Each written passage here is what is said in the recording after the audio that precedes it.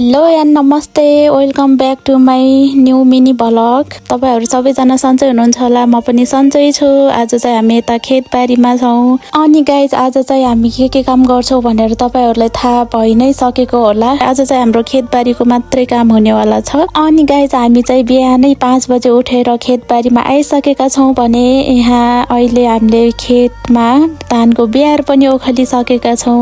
अब भने धानको बियार ओखलिसकेपछि चाहिँ यता हाम्रो मामा हुनुहुन्छ गोरु नारेर खेतको आलीहरू बनाउनु पर्छ नि त। अनि खेतहरू जोत्दै हुनुहुन्छ, यता अङ्कल हुनुहुन्छ, यता दिदी आन्टीहरू हुनुहुन्छ, काका काकी फुपूहरू बहिनीहरू सबैजना छौँ। आज चाहिँ दह्रो रमाइलो हुनेवाला छ। तपाईहरु हेर्दै गर्नु होला लास्टसम्म हेरेर। हाम्रो युट्युब च्यानल फेरि पनि आजबाट नयाँ भ्लग सुरु गर्दैछु। के कस्तो लाग्छ हेरेर साथ सपोर्ट गरिदिनु होला। नयाँ हुनुहुन्छ भने सब्स्क्राइब गरिदिनु होला। अनि म चाहिँ यता पानी खेलाउँदै थिएँ। अङ्कलले मलाई कति पानी खेलाउँछेस् भनेर चारिसक्नु भयो। चारिसकेपछि म त्यहाँबाट फेरि पनि त्यही पानीमै आएको थिएँ पानी खेलाउनलाई। अनि मलाई फेरि पानी भनेपछि धेरै नै रमाइलो लाग्छ। अनि त्यही भएर पानी पनि आकाशको पानीहरू पनि आइराखेको थियो। अङ्कलहरूले जोत्दै हुनुहुन्थ्यो, म पानी खेलाउँदैछु। अनि पानी चाहेको जस्तो पनि भइहाल्छ खेतमा। अनि यता चाहिँ बहिनीहरू हुनुहुन्छ, सबैजना हुनुहुन्छ, काम गर्दै हुनुहुन्छ। काम त गर्नु नै पर्यो गाउँघरमा भएपछि। यता हाम्रो फुपू हुनुहुन्छ, फुपूले चाहिँ एकछिन म समात्छु नि त क्यामेरा भनेर चाहिँ। अनि फुपूले चाहिँ क्यामेरा समात्नुहुन्छ एकछिनलाई। अनि त्यसपछि यता फेरि हाम्रो सुरु हुन्छ खेतको आलीहरू बनाउनलाई। अनि यता चाहिँ बहिनीले हिलो खेलाउँदै थिए भने यता चाहिँ मेरो भदैनी हो ऊ चाहिँ। अनि यता छ मेरो भाइ। दिदी चाहिँ भाइले राम्रोसँग खेत खन्दै गर है भनेर हाँस्दै हुनुहुन्छ। यता चाहिँ बहिनी छ, दुःख नगरी त मेहनतको फल आउँदैन भन्छ नि, त्यस्तै हो क्या।